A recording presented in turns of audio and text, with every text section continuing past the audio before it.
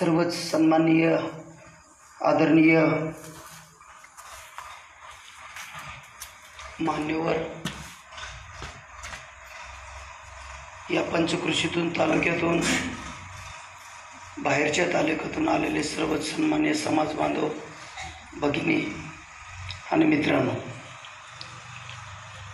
जवळजवळ 1 ऑगस्टपासून राज्यामध्ये जयंतीचं वातावरण चालू आहे आणि जयंतीचं वातावरण असल्यामुळं एका दिवसाला 3-3, 4-4, 5-5 जयंत्या कराव्या लागतात. त्यामुळं बोलून बोलून घसा बसलेला आहे. घशाकडे लक्ष देऊ नका, शब्दाकडे लक्ष असू द्या. 10-5 मिनिट बोलायला लागलो की ऑटोमॅटिक सरळ होऊन जाईल.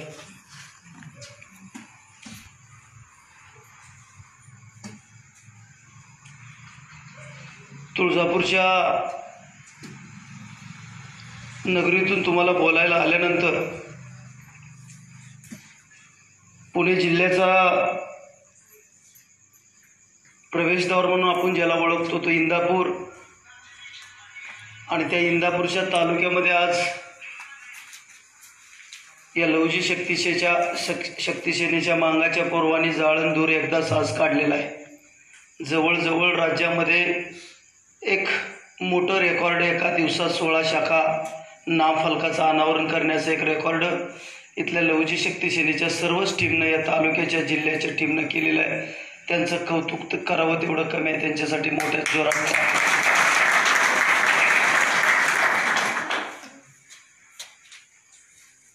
13 तारखेला साधारणतः ऑगस्टच्या मी बारामतीच्या एका काही पर्सनल कामासाठी आलो होतो.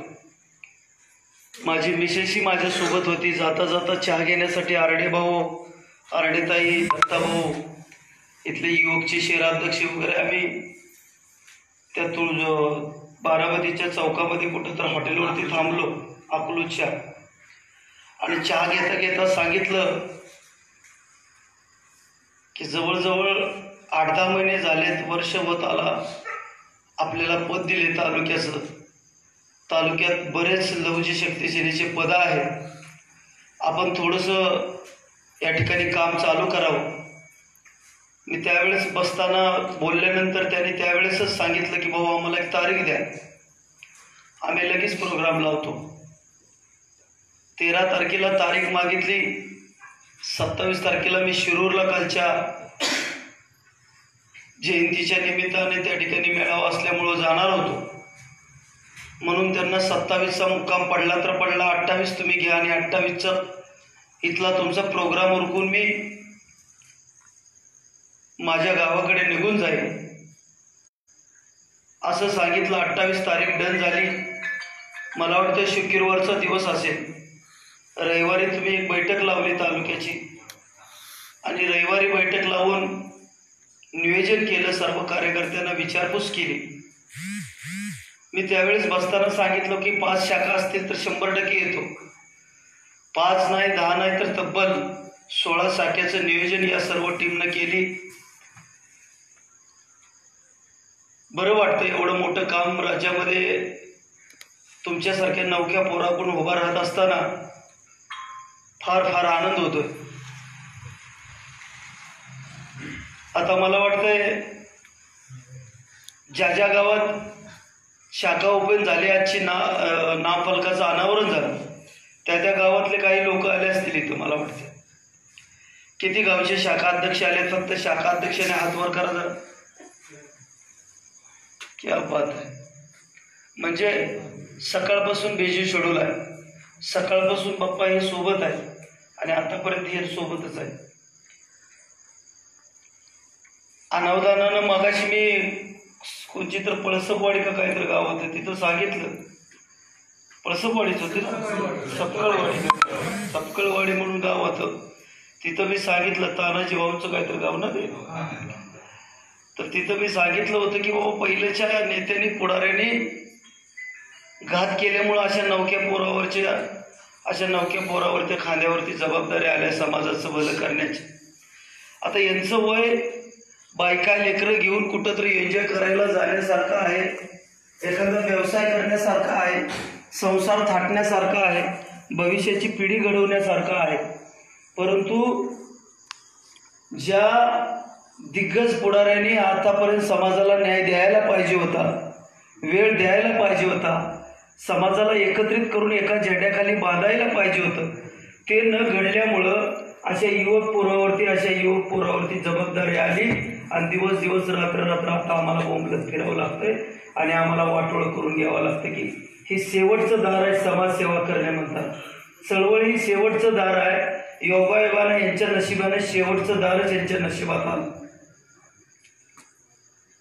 शाळा शिकल्यानंतर एखादा जॉब लागतो, जॉब लागल्यानंतर लग्नानंतर मुलं, संसार, एन्जॉयमेंट, जमवणे, सेव्ह करणे, जीवनातली स्वप्न पूर्ण करणे, अनेक गोष्टी केल्यानंतर शेवटच्या टप्प्यामध्ये 45-50च्या टप्प्यामध्ये समाजसेवा करायला उतरायला पाहिजे. परंतु पूर्वीच्या पुढाऱ्यांनी समाजाला न्याय दिला नाही, समाजाला वेळ दिला नाही, समाजाचं भलं करण्याचा प्रयत्न न केल्यामुळं आज या युवक पूर्वांना आज खांद्यावरती जबाबदारी घेऊन आज यांना तुमच्यासाठी रस्त्यावरती उतरवण्याची वेळ आली. आज मला सर्व समाज बांधवांना सांगायचं आहे की या ठिकाणी आता आपल्या खांद्यावरती एक जबाबदारी होती की तुमच्या कुटुंबाची जबाबदारी होती. आई, बहीण, बायको, मुलं, वडील, भाऊ लोक, घरातले असणारी इतर फॅमिली यांची जबाबदारी, त्यांचा विकास करणं, त्यांचं परिवर्तन करणं, त्यांचा पालनपोषण करणं ही एक जबाबदारी तुमच्या खांद्यावर याच्या अगोदर होती. परंतु आज या इंदापूर तालुक्यात ज्या ज्या गावात शाखा ओपन झाली, नामफलकाचं अनावरण झालं, त्या सर्वांच्या खांद्यावरती आज दुसरी जबाबदारी पडलेली आहे. ते म्हणजे समाजाचं कुटुंबाप्रमाणे संगोपन करण्याची जबाबदारी, अत्यंत अवघड जबाबदारी आता तुमच्या खांद्यावर पडलेली आहे. बोर्ड लावल्यानंतर कित्येक जणांचा असा भास होतो की काम आपलं संपलं, तर नाही आहे बांधवानं. या संघटनेमध्ये नेमकं उलट आहे. ज्या दिवशी तुम्ही बोर्ड लावाल त्या दिवशी तुमच्या खऱ्या अर्थानं जबाबदाऱ्या वाढल्या. खऱ्या अर्थानं त्या दिवसापासून तुमच्या कामाची पद्धत तुम्हाला बदलावं लागणार. जे कुटुंब तुम्ही त्या कुटुंबासाठी जीव देण्याचा प्रयत्न केला तरी तुम्ही ते पाठीमागत हटणार नाही, जीव द्यायची वेळ आली तरी हटणार नाही. अशा पिरियडमध्ये तुम्ही त्या कुटुंबाच्या सोबत राहून कुटुंबाचं संगोपन करता, कुटुंबाचा विकास करता, कुटुंबाचं पालन पोषण करता. नेमकं त्याच पद्धतीनं आता तुम्हाला त्या समाजाचं सुदीर संगोपन करावं लागणार आहे आणि त्याचं भलं करावं लागणार आहे. त्याचा परिवर्तनवादी लढा आता तुम्हाला खऱ्या अर्थाने या समाज व्यवस्थेच्या विषयावरती टाकावं लागणार.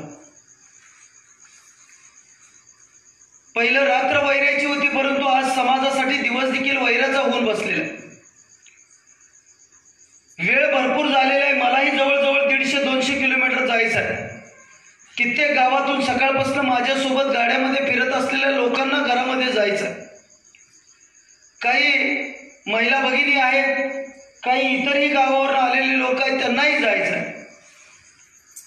म्हणून काही थोडकेच मुद्दे मी तुमच्या निदर्शनास आणू इच्छितो, तुमचं लक्ष वेधण्याचा प्रयत्न करतोय. काल परवा लोकसभेची आपण निवडणूक पाहिली. लोकशाहीमधली सर्वात मोठी निवडणूक आपण पार पाडली. लोकसभेची निवडणूक पार पाडत असताना त्याच्या अगोदरचं काही सत्य तुम्हाला सांगतो. या राज्यामध्ये दलितांमधली सर्वात मोठी लोकसंख्या कोणाची असेल तर ती मातंग समाजाची आहे. दलितातली सर्वात मोठी लोकसंख्या जवळजवळ मातंग समाजाची आहे. दलितामध्ये महार, मान, सांबार, ढोर आणि त्यांच्या 55 पोट जाती अशा 59 जाती येतात आणि या 59 जातींना आदरणीय डॉक्टर बाबासाहेब आंबेडकरांनी संविधानाच्या माध्यमातून या महाराष्ट्र राज्यामध्ये 13% रिझर्वेशनच्या अनुसार या ठिकाणी 48 जागापैकी 5 जागा राखीव दिलेल्या आहेत. संविधानाने किती राखीव दिलेले आहेत तर 5 जागा राखीव दिलेल्या आहेत. ॲक्च्युली संविधानाचा जर आकडा बघितला किंवा कॅल्सी केली तर 7 जागा असायला पाहिजे. त्या 2 कुठं गेल्यात, कुणाच्या कशात आहेत हा वेगळा विषय आहे. परंतु आज रोजी 5 आहेत. 5 कोणच्या तर तुमचा शेजारचा जिल्हा सोलापूर, दुसरा रामटेक, तिसरा शिर्डी, चौथा अकोला आणि पाचवा तुमच्या जवळचा माझ्या जिल्ह्याचा जवळचा लातूर. जवळजवळ ह्या 5 जागा राखीव आहेत. 48 जागाच्या ठिकाणी आपण या ठिकाणी मतदानाची निवडणूक प्रक्रिया पार पाडली आणि प्रक्रिया पार पाडत असताना आपण 48 खासदार या महाराष्ट्र राज्यात या मातीतून देशाचं संसद भवन या ठिकाणी महाराष्ट्र राज्याचं नेतृत्व करण्यासाठी पाठवलं. यामध्ये दलिताचे किती गेले तर 5 जागा आहे म्हणल्यावर किती गेले? 5 गेले. दलितामधली सर्वात मोठी लोकसंख्या कोणाची तर मातंग समाजाची. त्याच्यानंतर 2 नंबरची लोकसंख्या कोणाची तर बौद्ध बांधवाची. आणि 3 नंबरची लोकसंख्या कोणाची तर चर्मकार बांधवाची. 4 नंबरची लोकसंख्या कोणाची तर ढोर बांधवाची. हे आकडेवारी. मग या अनुसार या 5 जागेपैकी जर सर्वात मोठी लोकसंख्या जर मातंग समाजाची असेल तर मग महाराष्ट्र राज्यामध्ये खासदार म्हणून आपल्यावर जागा किती असायला पाहिजे किंवा आपले खासदार किती असायला पाहिजे? किती असायला पाहिजे? आपले खासदार किती असायला पाहिजे? 5 पैकी किमान 2 तर बरोबर. आता तुमचे महाराष्ट्र राज्यामध्ये 2019च्या निवडणूक पार पडलेल्या निवडणुकीमध्ये मातंग समाजाचे खासदार किती?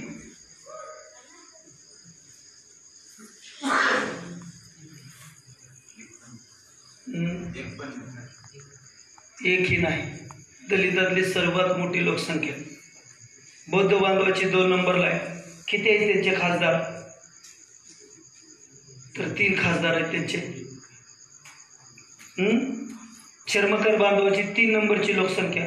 त्यांचे किती आहे 2 खासदार आहेत.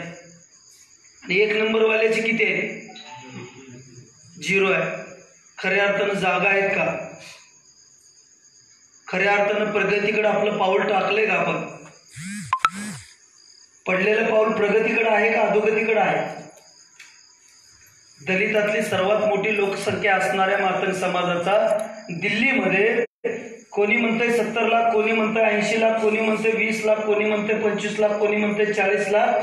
कोणती तरी 1% धरा आम्हाला कॉमन मिसळून टाकायला लागली आणि आमचा वाटा दुसऱ्याला देऊन टाकायला लागली. आतापर्यंत झालं ते ठीक आहे, पण इथून पुढील काळामध्ये अजिबात तुम्ही खपवून घेऊ नका. का तर लोकसभेची निवडणूक तर गेली म्हणजे वेळ निघून गेलाय. येत्या 1 महिन्यानंतर तुमच्यासमोर या राज्यामध्ये ज्या राज्यामध्ये तुम्ही नांदताय त्या राज्याचं सरकार निवडण्याची प्रक्रिया आता 1 महिन्यावर येऊन ठेपलेली आहे. म्हणजे या राज्याची विधानसभेची तारीख जवळजवळ 1 महिन्यात आलेली आहे. मग 1 महिन्यावर आलेल्या विधानसभेची पाठीमागटली 2014ची परिस्थिती तुमच्या समोर जरा आणण्याचा प्रयत्न करतोय. 2014 मध्ये तुमच्या समोर आणण्याचा प्रयत्न करतोय. मी आत्ताची सांगितलं दलितामधली सर्वात मोठी लोकसंख्या आपली आहे. तर या राज्यामध्ये आमदारकीच्या विधानसभेच्या किती जागा आहेत? किती जागा आहेत? 288 जागा आहेत. 288 पैकी संविधानानं आपल्याला किती राखीव दिलेले आहे? संविधानाच्या कॅल्सीप्रमाणे संविधानाच्या गणिताप्रमाणे आपल्याला 47 जागा असायला पाहिजे. किती जागा असायला पाहिजे? 47 जागा असायला पाहिजे. परंतु आत्ता SCच्या किती जागा आहेत? 29 जागा आहेत. बाकीच्या 16-17 कुठं गेल्यात माझा प्रश्न आहे, परंतु तो वेगळा भाग आहे. त्याच्यावरही आपण काम करणार आहे.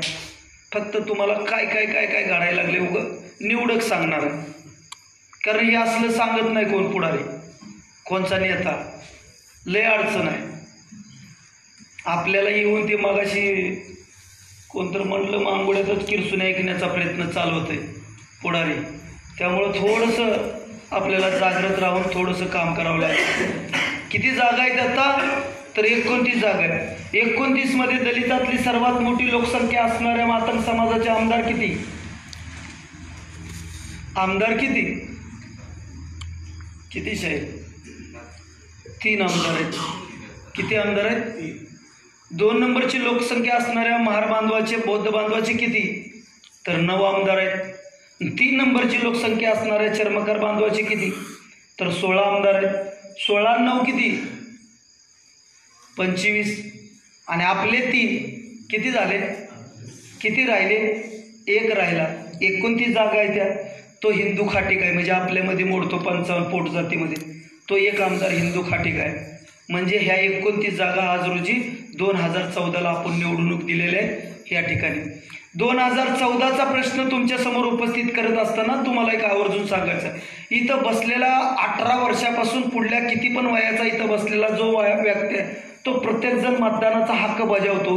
बजावणारा व्यक्ती आज रोजी कुठल्या ना कुठल्या पक्षाचा बांधील आहे, कुठल्या ना कुठल्या पक्षासोबत त्याची मनधरणा नाळ जोडलेली आहे, कुठल्या ना कुठल्या पक्षाबरोबर त्याचं काम करतंय. 2014ला किती मातंग समाजाच्या लोकांना राज्यातल्या कोणत्या कोणत्या पक्षाने उमेदवारी दिली?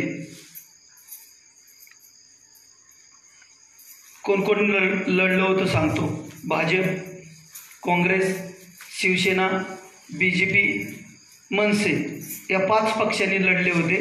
या 5 पक्षापैकी कोण ना कोण कुण्या ना कुण्या संघटनेचा कुण्या ना कुण्या पक्षाचा कार्यकर्ता समाज बांधव आपला. 2014ला किती मातंग समाजाला उमेदवारी दिली आहे?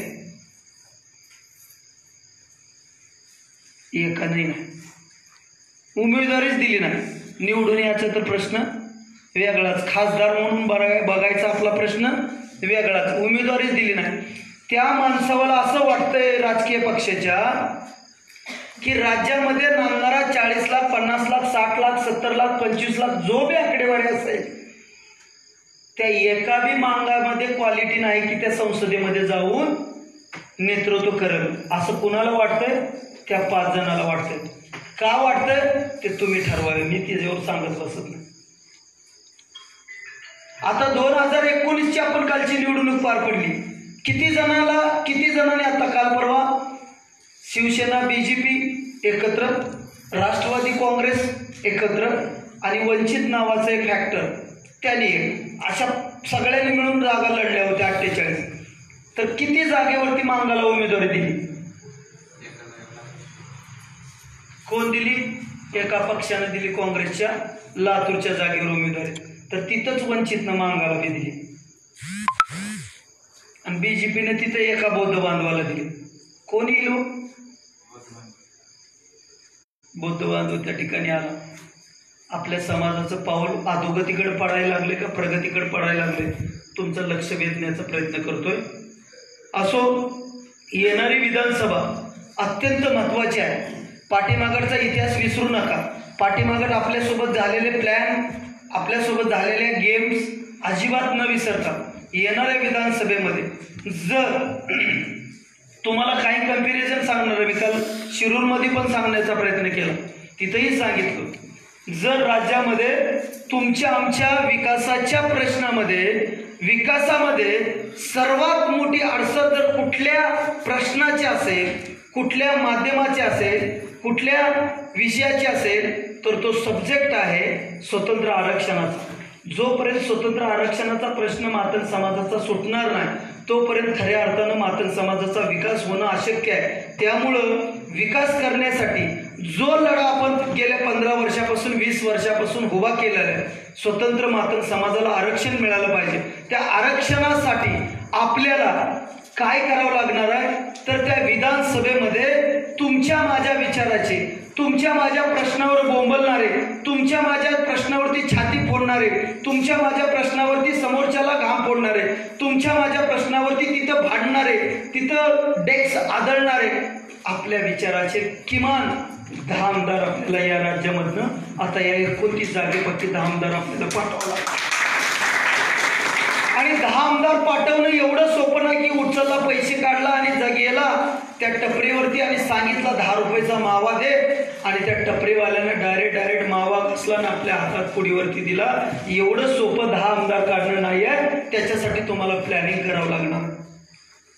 त्याच्यासाठी तुम्हाला काही ना काही प्लॅन आखावं लागणार आहे आणि प्लॅन आखून या राज्यामध्ये असणाऱ्या 29 जागेपैकी आपले 10 आमदार काढावं लागणार आहे. म्हणून मला सांगायचं आहे प्रकाश की या ठिकाणी राज्यातले जे पक्ष आता निवडणूक लढणार आहे, विधानसभेची निवडणूक लढणार आहे, मग कोणही असू दे, भाजप असू द्या, शिवसेना असू द्या, राष्ट्रवादी असू द्या, काँग्रेस असू द्या अथवा कोणतेही फॅक्टर असू द्या, जर मातंग समाजाला यापुढील काळामध्ये किमान 10 जागा सोडणार असतील तरच मातंग समाजाचं मतदान यापुढील त्या लोकांना. अन्यथा आपण पण जाणीवपूर्वक यावेळेस मतदानाची प्रक्रिया आपण पण बदलायची. आता आपण खाली मुंडी घालून मेंढरासारखं कुणाचं बी नेतृत्व स्वीकारायचं नाही. बस झालं ना. 2019 उजळलाय. तुम्हाला एक गोष्ट सांगतो, 2019 मध्ये बघा एक मराठा समाजाचं आरक्षणाचं एक आंदोलन पेटलं होतं 2 वर्षाखाली. मराठा समाजाचं आरक्षणाचं आंदोलन पेटल्यानंतर मराठा समाजाने आरक्षण मिळवण्यासाठी जवळजवळ या राज्यामध्ये 58 मोर्चे काढले आणि 58 मोर्चे काढत असताना लाखोच्या संख्येने घराच्या बाहेर निघाले.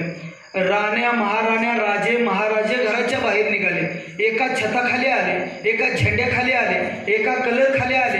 राजकारणाची सगळी जोडे त्यांनी बाहेर सोडले आणि एका छताखाली येऊन एवढी मोठी लढाई या राज्याच्या प्रशासनासमोर उभा केली की जवळजवळ प्रशासन झुकलं आणि त्यांना संसदेत संविधानाच्या अधीन राहून त्यांना आरक्षण देऊ टाकलं. ते न्यायालयात देखील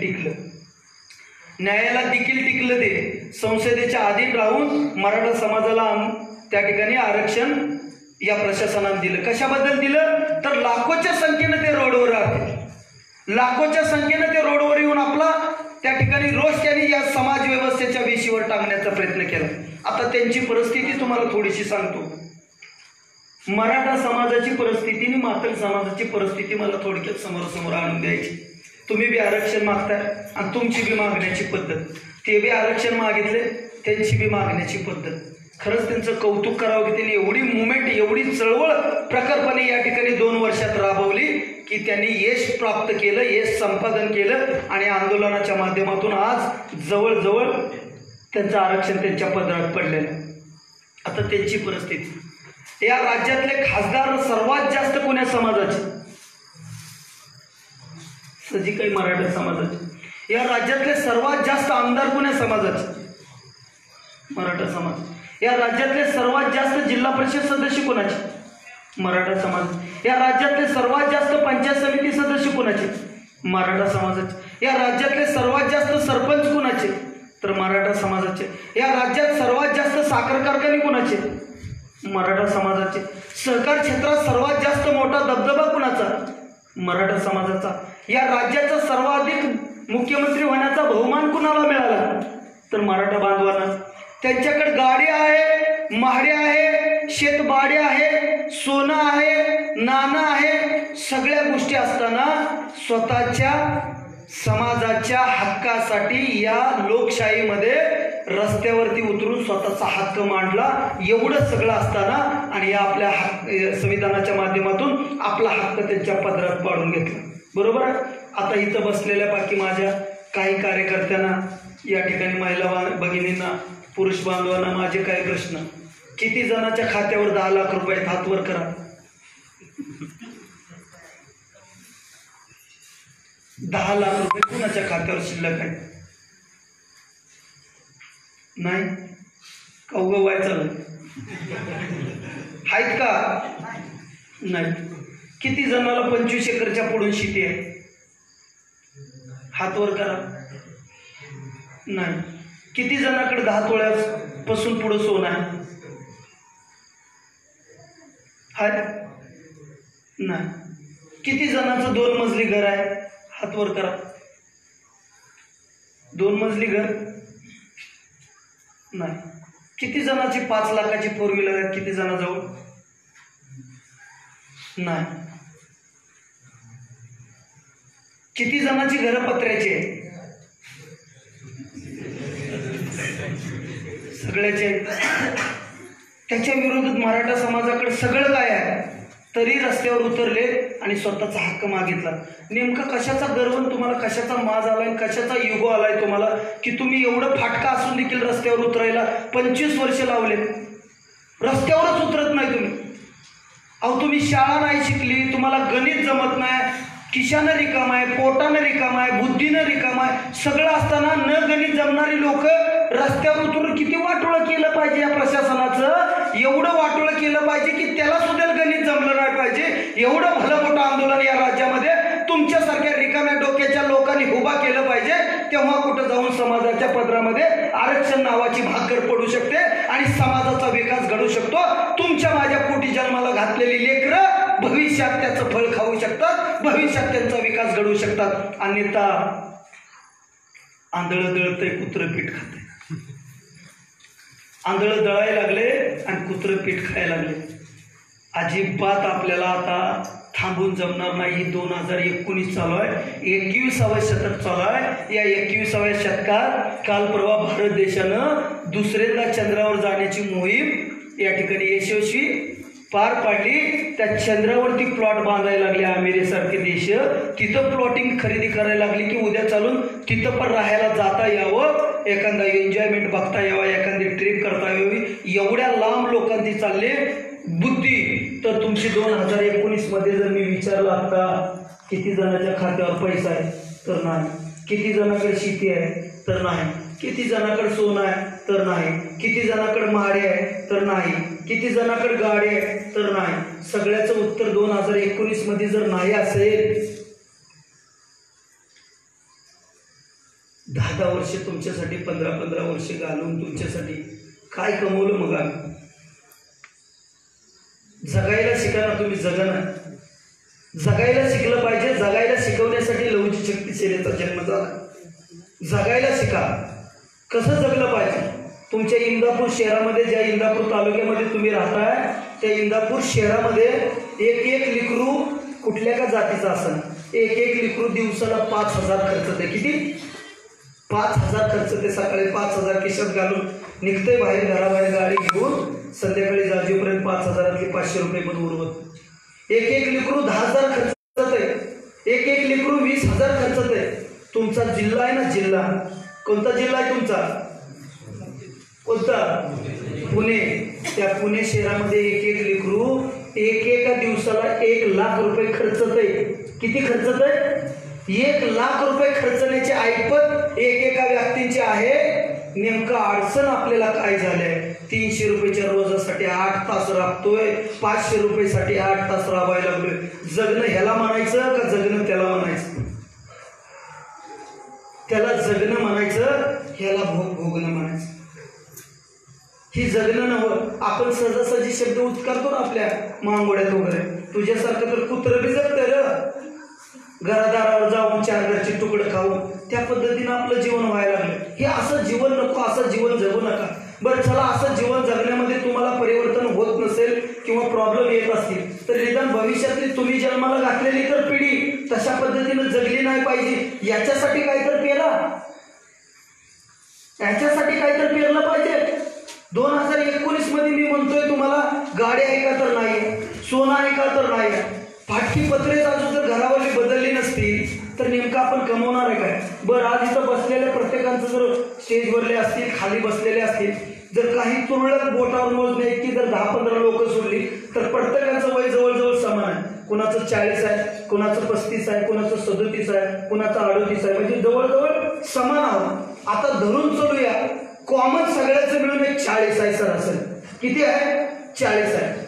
आज मला सांगा, या ठिकाणी सरपंच आहे, जर गुटखा नाही खाल्ला, दारू नाही पिली, व्यायाम केला रोजच्या रोज, या ठिकाणी तंबाखू नाही खाल्ली, कुठलं व्यसन नाही केलं, तर किती वर्ष जगेल माणूस आजच्या जीवनात? साधारणतः किती वर्ष जगेल? सगळं निर्व्यसनी तंदुरुस्त साधारणतः 70 वर्षापर्यंत सहजासहजी जगेल. बरोबर आहे? पहिल्याच्या लोकांसारखं तर 100 वर्ष जगू शकणार नाही, 70 वर्ष जगेल. बरोबर आहे? आपण सगळंच करतोय. प्रत्येक जण तंबाखू खातोय, गुटखा खातोय, दारू पितोय, मटण खातोय, शाकाहारी राहत नाही, सगळं करतोय. म्हणजे आपण 70 वर्ष शक्यच नाही जगणं. मग किती धरून चलूया? 10 कमी करूया म्हणजे 60. चला 10 कमी करायला नको, तुम्ही सगळं खाऊन पण 70 वर्ष जगताय असं गृहीत धरूया 5 मिनिटासाठी. किती वर्ष जगू शकताय? तर 10 वर्ष, 70 वर्ष. 70 वर्षामध्ये आता मी तुम्हाला सांगितलं की कॉमन सरासरी आपलं वय 70 मधनं 40 वजा करा, किती राहील? 30 राहील. आता दिवस आला की त्याच्यानंतर काय येते? रात्री. रात आली की आपल्याला झोपावं तर लागणार आहे आणि मग दिवस उजळणार आहे. बरोबर आहे? म्हणजे झोपण्यात 30 वर्षातली किती चालली? 15 चालली. राहिली किती? 55 तर अशी गेली वेस्टेज मध्ये. आता राहिली किती? 15. 15 मध्ये असा काय तीर मारणार आहे तुम्ही? 7 पिढीचं बरं करणार. असा कोणता प्लॅनिंग आहे तुमच्याकडे? असा काही घरात भांडा बिंडा आहे सोन्याचा की 7 पिढीचं भलं करू शकणार आहे? नाही ना. म्हणून आपल्याला तो एक क्रांतिकारी विषय आपल्या संघटनेला दिलेला आहे. तो एक क्रांतिकारी आपल्याला लढा उभा करावा लागणार आहे. आणि तो क्रांतिकारी लढा कशासाठी उभा करायचा असेल तर तो फक्त स्वतंत्र आरक्षणासाठी लढा उभा करावा लागणार आहे. घरातून बाहेर निघावं लागणार आहे. माझ्या बांधवांना मला सांगायचं आहे, माझ्या मागड बसलेल्या बांधवांना मला सांगायचं आहे, इंदापूर तालुका खरंच सक्षम तालुका आहे. मातंग समाजाचा बालेकिल्ला असणारा हा जिल्हा आहे. मातंग समाजाची सदृढ माणसं, मातंग समाजाची जातीवंत माणसं, मातंग समाजाची पैशीवाली माणसं, मातंग समाजाची तब्येतवान माणसं, मातंग समाजाची सगळ्या बाबतीमध्ये स्ट्रॉंग असणारी माणसं जर कुठल्या जिल्ह्यात आढळतात तर तो पुणे जिल्हा आहे. आणि त्या पुणे जिल्ह्यामध्ये तुम्ही राहताय म्हणून तुम्हाला सांगायचं आहे की आया बहिणीला हात घालायला लागली, आपली लोक मारायला लागली, आपल्या लेकरा बाळाला भोगळे करून मारायला लागले, लोक लेकरा बाळांना देवळात जाण्यापासून रोखायला लागलेत, चटके द्यायला लागलेत, उघडं नागडं करून व्हिडिओ शूटिंग करून पाठवायला लागलेत, घरं पाडली जातात, देवळामध्ये प्रवेश करण्यापासून रोखलं जातं, रोज कुठल्या ना कुठल्या वस्तीवरती माय बहिणीवरती बलात्कार होतो. एवढं सगळं होत असताना जर तुम्हाला राग येत नसेल तर ते खऱ्या अर्थानं मातंग समाजाच्या अवलादी म्हणायचे का? माझ्या आया बहिणीवर रोज अत्याचार होतोय. राग कधी येणार आहे आपल्याला? कधी आपण बाहेर पडणार आहोत? अरे इथं बसलेल्या बाकी एकानंतर मला सांगा की त्याचा दिवस हा शेवटचा आहे, कोणती रात्र शेवटची आहे, कोणता क्षण शेवटचा आहे? कोणी सांगू शकतं का मरण तुमचं? नाही ना. पण येणार ती अटळ आहे, सत्य आहे, तुम्हाला ती येणार आहे. आणि येणाऱ्या त्या मरणासाठी भ्यायची गरज काय? तसलं शंडासारखं जीवन सोडून देऊ आहे. येऊन उमऱ्यावरती मुताई लागली चैनी काढून लोक, तरी देखील जर आपण गप्प बसत असो तर तसलं जगणं ही जगणं नाही, ती शंडाचं जगणं आपल्याला जगायचं नाही. जगायचं असेल तर लहुजी बाबासारखं मर्दासारखं जगायचं आहे, फकीरा मागासारखं मर्दासारखं जगायचं आहे, येल्ल्या मागासारखं मर्दासारखं जगायचं आहे. आणि तेव्हा खऱ्या अर्थानं माझ्या आया बहिणीची आबरू वाचणार आहे, माझा बांधव आज राज्यामध्ये सुखरूप राहणार आहे. अन्यथा दिवस वाईट होत चालले, अगदी दिवस वाईट होत चालले. तुम्ही दिवसामध्ये कुठलंही व्हॉट्सअप चेक करा, फेसबुक चेक करा, टीव्ही बातमी चेक करा, पेपर प्रिंट मीडिया चेक करा, दिवसात एक का होईना अशी तुम्ही बातमी वाचाल. माझा शब्द आहे की आज या ठिकाणी मातंग समाजाच्या मुलीवर बलात्कार झाला, या ठिकाणी मातंग समाजाच्या माणसाला मारलं, या ठिकाणी मातंग समाजाच्या युवकाचा मर्डर झाला. कित्येक बातम्या तुम्ही वाचाल. कधी राग येणार आहे? कधी राग येणार आहे? ज्या ठिकाणी 200 घरं आहेत प्रकाश भाऊ, ज्या ठिकाणी 200 घरं आहेत त्या 200 घरामध्ये जाऊन एखाद्या आई बहिणीला छेडण्याचं धाडस कोण करेल का? करेल का? नाही ना करणार. पण ज्या ठिकाणी 2 घरं आहेत तिथं त्यांचं संरक्षण कोण करेल? तर त्या 200 घरावाल्यांनी केलं पाहिजे. आज कित्येक इंदापूर तालुक्यामध्ये चर्चा करताना मी ऐकलं 200 घरांची जवळजवळ या 100 पैकी जवळजवळ 20-25 गाव आहेत. त्या 20-25 गावातल्या किती जणांनी इसरोळला भेटी दिल्या, किती जणांनी वाकडीला भेटी दिल्या, किती जणांनी चवणवाडीला भेटी दिल्या, किती जणांनी निलंग्याला घर जाळल्यावर भेटी दिल्या, किती जणांनी आशिवला खून झाल्यावर भेटी दिल्या. अरे हे तर सोडा, तुम्ही ज्या जिल्ह्यामध्ये राहताय त्या जिल्ह्यामध्ये एका वेटभट्टी मालकानं तू विष्ठा खा मानवी, नाहीतर तुझ्या आईसोबत शारीरिक संबंध कर, नाहीतर तुला मारून टाकेल असं म्हणून त्याला मानवी विष्ठा खायला घातली. या तुमच्या पुणे जिल्ह्यातला प्रसंग आहे. किती जणांनी भेटी दिल्या? तर जागच नाही आहे तुम्ही. तुम्हाला जागा करण्यासाठी या लहुजी शक्ती सेनेचा आश्रय घ्यावा लागला. तुम्ही खऱ्या अर्थानं तुम्हाला वाटायला लागले की याला ते पुण्याला घडले, बघू इंदापूरला घडल्यावर. नाही आहे, ती एक चक्र चालू आहे निसर्गासारखं.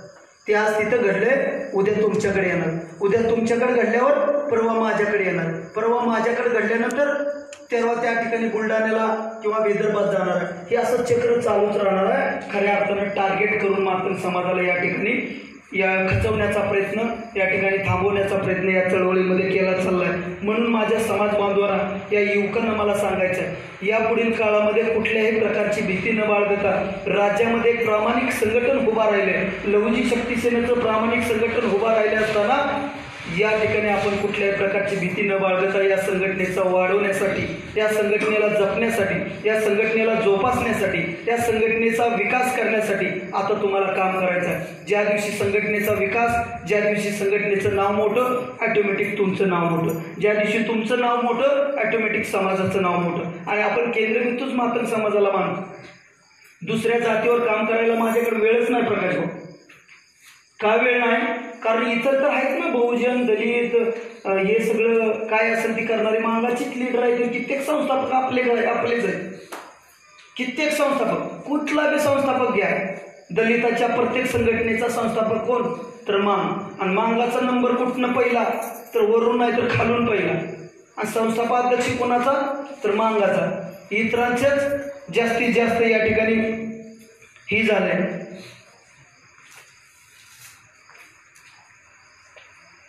या ठिकाणी मला ते सांगायचं की आतापर्यंत आपण दुसऱ्यासाठी बलच केलं. दुसऱ्याची झेंडी घेतली, दुसऱ्याचा दांडा घेतला.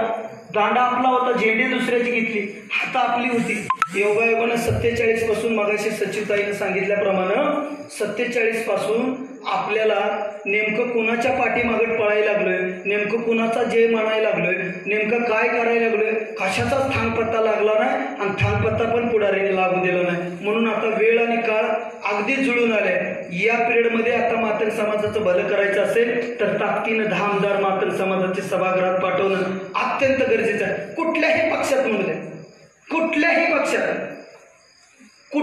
पक्षात 1, 2, 3, 5 आमदार दिला ना, तिथं मातंग समाजाचा कॅन्डिडेट बघायचा आणि मारायचा शिक्का. कॅन्डिडेट बघत असताना पण लायकी तपासा. 2 मांग राहतात राज्यामध्ये, एक 11 माशी मांग आणि एक 12 म्हशी मांग. 11 माशी मांगाला वगळायचं, ती घात आहे आपला. अजिबात 11 माशी मांगासोबत जायचं. मी प्रकर सांगतोय, या समाज व्यवस्थेमध्ये आपलं दुखणं मांडत असताना 11 माशी मांगावरती विश्वास ठेवायचा नाही, तर परत एकदा विश्वासघात होऊ शकतो.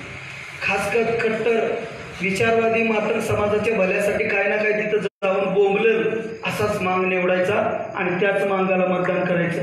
योगायोगानं तुमच्या जिल्ह्यामध्ये एक जागा राखीव आहे. कोणची? नाही,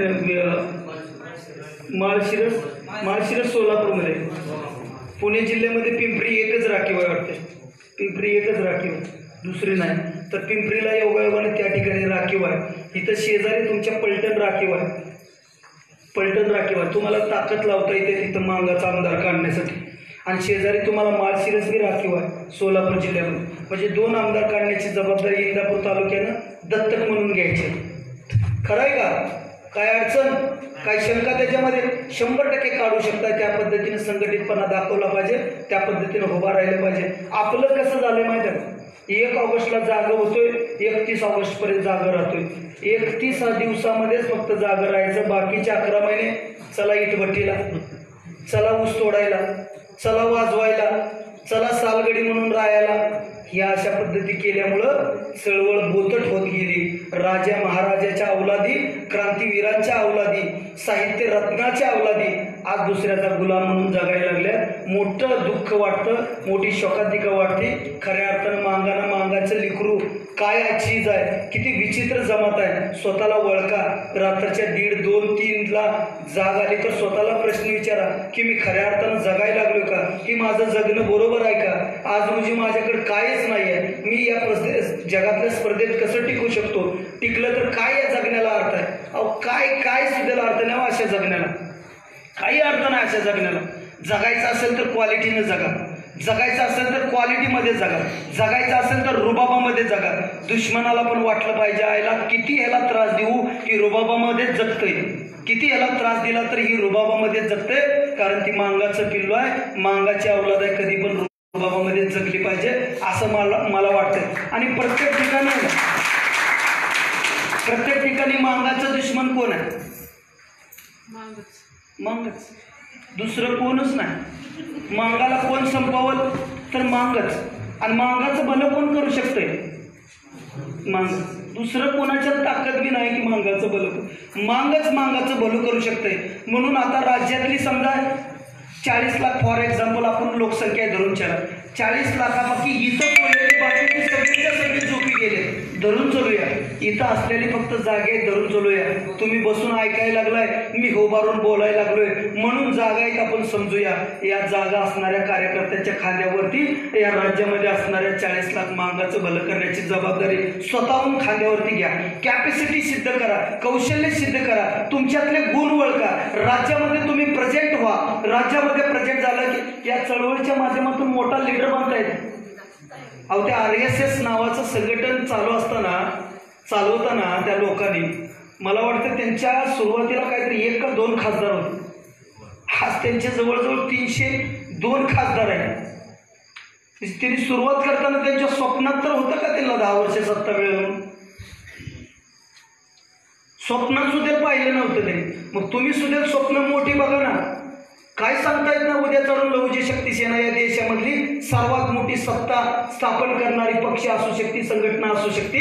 कारण ज्याचा झंझावात एका दिवसाला 16 शाखेचा आहे. मला सांगा, 20 वर्षानंतर मांगाचं भवितव्य काय असेल? 20 वर्षानंतर मांगाचा रिझल्ट काय असेल? तुम्ही चाललेली स्पीड जबरदस्त आहे, जबरदस्त आहे. त्याच्यामुळे मला सांगायचं आहे, कारण लोक तुमच्या बरोबर राहणारे अगदी पुढे गेले, तुम्हीच फक्त मागत राहिले. तुम्ही म्हणाल कसं काय आम्ही मागत राहिलो, कोण पुढे गेले? बघा ना, तुम्हाला उदाहरणार्थ सांगतो, पुरावे बी देतो उदाहरणार्थ. तुम्ही जिथं राहताय तिथंच बौद्ध बांधव राहताय, बरोबर आहे. जिथं मांगोड असते तिथंच मारवाड असते ना, का दुसरीकडे असते? तिथंच असते, शेजारी शेजारी. तुम्ही बी मोठ्याचं खाताय, ती बी मोठ्याचं खाते. तुम्ही बी 140 रुपये किलोचं खाताय, ती बी 140 रुपये किलोचं खाते. ती बी ज्ञानी दूत होते, तुम्ही बी ज्ञानी दूत होताय. ती बी मटका खेळते, तुम्ही बी मटका खेळताय.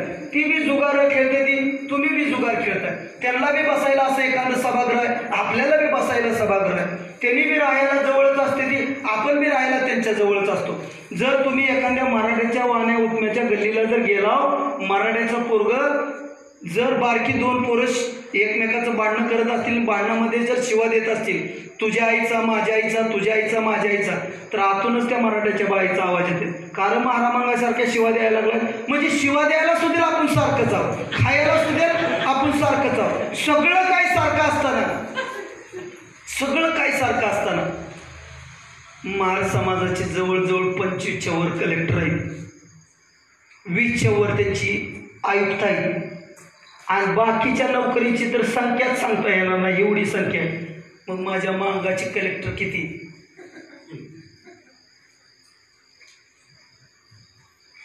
माझ्या मांगाचे आयुक्त किती? एक पण नाही बरं का आज रोजीपर्यंत. 21व्या शतकात सर्वात मोठी शोकांतिका आहे, एक पण डायरेक्ट कलेक्टर नाही अजून. मग खऱ्या अर्थानं तुम्ही स्पीडमध्ये आहात का लोक पुढे गेले?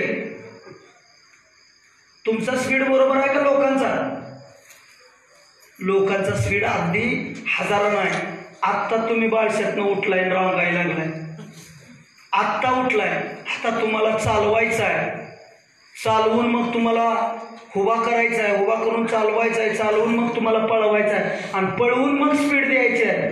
तेव्हा जवळजवळ आपल्यासारख्याच्या, म्हणजे माझ्यासारख्याच्या तर त्या मातीवरती 100% हागाळी वापलेल्या असणार तुम्हाला पळवूजीपर्यंत. म्हणून दिवस कमी आहे, वेळ कमी आहे, काम जास्त आहे मांगाचं. म्हणून तुम्हाला मला सांगायचं आहे विनंती करून की खांद्यावरती जबाबदारी घेऊन संघटनेचं काम वाढवा, समाजाचं काम वाढवा. खऱ्या अर्थानं समाजाचं काम केलं तरच भविष्यातली पिढी सुखरूप राहू शकते. तुम्हाला काम करा म्हणजे तुम्ही दुसऱ्यावर काहीतरी उपकार करायला लागला असं म्हणणं नाही बरं का. तुम्ही उपकार बिपकार करायला लागला असं बी तुम्ही समजू नका. का तर तुम्ही तुमच्या कुटुंबाला कंपाऊंड द्यायला लागलाय, तुम्ही तुमच्या कुटुंबाला संरक्षण भिंत बांधायला लागलाय. आज संघटनेची गरज तुम्हाला काय आहे तर तुम्हाला बी माहित आहे, रोज उठून कुठं ना कुठून अन्याय चाललाय. आज तुम्ही सहजासहजी जावा, संघटनेचं नाव न घेता त्या तुमच्या इंदापूरच्या पोलीस स्टेशनमध्ये तुम्हाला बाहेरल्या बाहेर कॉन्स्टेबल हाकलते. काय रे कशाला आला? ते असं भांडण झालं, चल बस तिथं, झालं बसावं का बोलते परत काय नाही. त्याला जाऊन पडदिशी सांगा ना रुबाबामध्ये, साहेब जेलवजी पुण्या का समाजाचा असं ना पुढला काय अडचण नाही, लहुजी बाबाने एका जातीसाठी केलं नाही, या देशातल्या प्रत्येक जाती धर्मासाठी घटकासाठी केले. त्याच्यामुळे जय लहुजी वाक्य कोणालाही वापरू शकताय. त्याला डायरेक्ट जाऊन सांगायचं, जय लहुजी साहेब, माझं भांडण झालं, मी या संघटनेचा पदाधिकारी आहे, मला रीतसर फिर्याद नोंदवायचा आहे, PIचं टेबल कुठं आहे, मला एक पेन द्या, मला एक कागद द्या, मला अर्ज लिहायचं. ह्या रुबाबामध्ये सांगण्याची ताकद कधी येते, जेव्हा लहुजी शक्ती सेनेमध्ये काम खऱ्या अर्थानं करायला सुरुवात करतं, त्यावेळेस त्याला ताकद येते. आणि त्यावेळेस ती हवालदार सुधील म्हणते, या अध्यक्ष बसा, या नेते बसा, या साहेब बसा. त्याला पेन देते, त्याला कागद देते, सगळं लिहून देते आणि त्याला म्हणते, अजून काय मदत करू का? मदत काय नको, चहा सांगा, सकाळपासून टेन्शनमध्ये म्हणायचं. चहा बी सांगते, लय वेळा चहा बी सांगते. आता तुम्ही ट्राय करताय का नाही मला माहीत नाही. या राज्यामध्ये सगळी मागाची लेकरं ना एकदा जर उतरली तर 100% रिझल्ट काढत असतात. परंतु उतरायलाच अडचण अशी झाली की 2019 उजळलाय, उतरच नाही. किती पण सांगायला लागलोय तर उतर नाही. मगाशी मी सांगितल्यासारखं आया बहिणीवर बी हात घातलं ना तरी राग येईल. असं म्हणायला लागलं की त्या गावातल्या आया बहिणीवर घातले, माझ्या घातले का? ते आपले आई बहीण नव्ह का? ते आपली लेकरं नव्ह का? ती आपला समाज नव्ह का? आहे ना. इथल्या इथं पुढे जाऊन सांगतो, इथं बसलेल्या बाकी इथं स्टेजवर 4-2 जर सोडली तर बसलेल्या बाकी कित्येक जणांनी या राज्यामध्ये प्रकाश भाऊ कित्येक जणांनी देशासाठी जीव दिला, ह्या राष्ट्रासाठी जीव दिला. काहींनी इस्टेटीसाठी जीव दिला, काहींनी पुढारीसाठी जीव दिला, काहींनी पक्षासाठी जीव दिला, काहींनी सरदारासाठी जीव दिला, काहींनी राजासाठी दिला, काहींनी अनेक गोष्टीसाठी दिला. एकमेव या राज्यामध्ये इतिहासात नोंद आहे की त्या संजय ताकतोडेने समाजासाठी फक्त मांगासाठी जीव दिला. मला सांगायचं आहे किती मांगाने त्या संजय भाऊच्या ताकतोडेंच्या घरी बिस्किट पुडा पाठवला आणि त्याच्या घरी भेट दिली. हात वर करा. 2 लोक. लय मोठं अडचण. मांग मरायला लागली तुमच्या भविष्यातल्या पिढीसाठी, तरी सुद्धा तुम्हाला गंत नाही. मराठा समाजाचं आंदोलन पेटलं त्यावेळेस 44 लोक मेले त्यांची देखील. किती लोक? 44 लोक मेलेत. तेव्हा कुठं जाऊन त्यांच्या पदरात ती पडले. एवढा मोठा लढा उभा करावा लागणार आहे आपल्याला. आणि खऱ्या अर्थानं मातंग समाज तो लढा उभा करण्याच्या एक पायरीवरती येऊन ठेपलेला आहे. ती एक आंदोलन आपल्याला उभा करावं लागणार. तुमच्या माहितीसाठी सांगतो, याच तुमच्या हिंगणगाव आहे का? हिंगणगावच्या तिथं त्या ब्रिजवर, काय ब्रिजचं नाव? हा, रांजणीचा चौक आहे ना, तो रांजणीचा.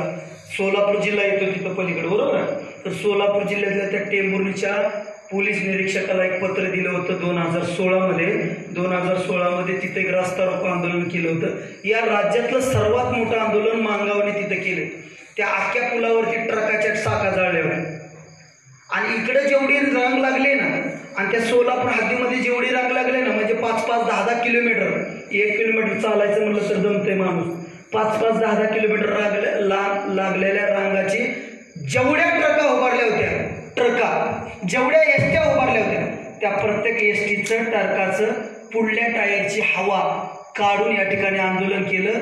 अख्खा दिवस गेला होता इथला रस्ता सुरळीत करण्यासाठी. एवढं मोठं आंदोलन तुमच्या भविष्याच्या पिढीसाठी आम्ही उभा केलं होतं. याच्यामध्ये आज रोजी देखील कित्येक पदाधिकाऱ्यावर या टेंभुर्णी पोलीस स्टेशनला केसेस दाखल आहेत. या ठिकाणी कित्येक ठिकाणी माझ्यावरती राज्यामध्ये 22 ठिकाणी केसेस दाखल आहेत. किती ठिकाणी मला वकील लावला तुम्ही? बरं, मी एकदा बी प्रॉब्लेम केला की माझ्या स्वतःसाठी नाही, सगळं काही समाजासाठी. राज्यातले 22 जिल्ह्यात केसेस आहेत माझ्यावर. 22 जिल्ह्यामध्ये संघटनेचा प्रमुख या नात्याने तिथं काय प्रॉब्लेम झाला की ती माझ्यावर केस आहे. तुमच्या पुणे जिल्ह्यात पण एक केस आहे माझ्यावर. म्हणजे कित्येक प्रॉब्लेम येतात. वकील लावायला प्रॉब्लेम आहे, जामीन घ्यायला प्रॉब्लेम आहे, जेलमध्ये राहायला प्रॉब्लेम आहे, जेलमध्ये राहिल्यावर घरचं काय चाललंय प्रॉब्लेम आहे. आज रोजी आता इंदापूरमध्ये आलोय. इंदापूर तालुक्याची विधानसभा एका महिन्यावरती येऊन टिपलेली आहे. तुमच्या समोर बडबड करलोय, 1000-2000चं डिझेल घालून आलोय. तेव्हा असं समजू नका की तुमच्या इंदापूर तालुक्यामध्ये मी मतदान मागायला उभारणार आहे. तर नाही आहे. माझा काहीच स्वार्थ नाही. माझा एवढा स्वार्थ आहे की माझी लेकरं या समाजात जगणार आहेत आणि या समाजात जगत असताना ज्याची जात मजबूत आहे त्याचाच त्याच्याच माणसाला किंमत असणार आहे. म्हणून जात मजबूत करण्यासाठी माझा प्रयत्न आहे. म्हणजे माझा स्वार्थ फक्त माझा मुलगा मी जन्माला घातलेली पिढी ही स्वाभिमानी समाजामध्ये जगावी. की मगाशी मी सांगितलं पळसपवाडी का ते सर सपकळवाडीमध्ये सांगितलं की या जगामध्ये एकमेव असा विचित्र देश आहे भारत, की इथं भारतामध्ये एक विचित्र राज्य आहे की महाराष्ट्र. इथं साहेब माणसं मरतील परंतु चिटकलेल्या जाती मरणार नाही. म्हणून जात मजबूत करावं लागणार आहे. कारण सगळी जणांनी जात मजबूत केली, आज ज्याची त्याची टोटली पूर्ण उकळ पांढरी झालेली आहे. म्हणून तुम्ही देखील तुमची जात मजबूत करायला शिका. कोण काही म्हणू द्या, कोण कितीही नावं ठेवू द्या, कोण काही प्रॉब्लेम उभा करू द्या, अजिबात घ्यायचं नाही, अजिबात घाबरायचं नाही. 100% या ठिकाणी जात मजबूत करण्याचा प्रयत्न करायचा. बराच वेळ झालेला आहे या ठिकाणी. मलाही जवळजवळ 200 किलोमीटर जायचं आहे, तुम्हालाही सर्वांना जायचं आहे. म्हणून जाता जाता तुमच्याकडून एक अपेक्षा करतो, आता ही पेटलेली ज्योत विझू देऊ नका. ही ज्योत पेटली आहे आज रोजी खऱ्या अर्थानं. 100 का आहोत पण 100च्या का होईना माध्यमातून ज्योत पेटलेली आहे. आणि ही ज्योत आता हिचा भडका करा, हिचा वनवा पेटवा या पूर्ण तालुक्यात, जिल्ह्यामध्ये आणि आसपासच्या सगळ्या परिसरामध्ये समाजाच्या प्रती आग लागली पाहिजे, हाळ लागली पाहिजे. आणि त्यांना देखील जाणीव झाली पाहिजे की खऱ्या अर्थानं आता माझा समाज उतरायला लागला. आणि यापुढील काळामध्ये विधानसभेमध्ये आपण आपली मतदानाचा हक्क बजावत असताना, लोकशाहीमधली सर्वात मोठी निवडणूक पार पाडत असताना जातीचा 100% विचार करा. जो आपल्यासाठी असेल फक्त त्याच्यासाठीच आपण बी राहायचं. आंधळ्यासारखं अजिबात कुणाचा बी झेंडा खांद्यावर घे, कुणासाठी बी हात त्या तापावरती बसून हलगी वाजव, अजिबात असलं करायला जाऊ नका. कोण काय पैसे देत नाही आपल्याला, आणि ते देणारे पैसे जे आहेत ना ते आपली ना किंमत ती लय एकदम तुच्छ असते. 500-1000 रुपये मला वाटते त्या बोकडाचं सुद्धा मटण 400 रुपयाला किलो, 400 रुपयाला, डुकराचं 700 रुपयाला किलो. आणि आपल्याला 500 रुपयामध्ये विकत घेण्याची लायकी अजिबात कुणामध्ये नाही आहे. तुम्ही त्या सगळ्या पद्धतीचा जाणीव आपण करावा. या ठिकाणी जो मातंग समाजाचा अजेंडा, मातंग समाजाची चाललेली चळवळ आपल्या स्वतःच्या अजेंड्यावर घेईल, नेमकं त्यालाच या पुढील काळामध्ये हे करायचं आहे, मदत करायचं आहे. त्या ठिकाणी हिंगणगाव शाखा, सागर आरडे शाखा अध्यक्ष, अक्षय आरडे उपाध्यक्ष, ओंकार आरडे कार्याध्यक्ष आणि अक्षय शिंदे सचिव, प्रथमेश आडसूळ सरचिटणीस, या सर्वांनी आजच्या कार्यक्रमासाठी व इतर सर्वच लोकांनी आजच्या कार्यक्रमासाठी जो या ठिकाणी तुम्हाला मला बोलण्याचा योग आणून दिला त्याबद्दल सर्वांचे आभार. तुम्ही सर्वांनी, दत्ताभाऊ असेल, दत्ताभाऊंची सर्व टीम असेल, आरडेताई असतील त्यांची सर्व टीम असेल, इथले पुणे जिल्ह्याचे अभ्यासू आणि धाडशी जिल्हाध्यक्ष दादा सगट असतील, या सर्वांचं मला कौतुक करावं तेवढं कमी वाटतं. माझ्या तुम्हाला भरपूर अशा शुभेच्छा आहेत. यापुढील काळामध्ये बारामती तालुक्यामध्ये सर्वात मोठं काम आपण चालू करावं. प्रत्येक तालुक्यामध्ये आपण या ठिकाणी मोठा कार्यक्रम घ्यावा, शाखा ओपनिंग कराव्यात आणि या राज्यामध्ये खऱ्या अर्थानं जास्तीत जास्त शाखा कशा ओपनिंग होतील, समाज कसं जोडेल याकडे लक्ष द्यावं.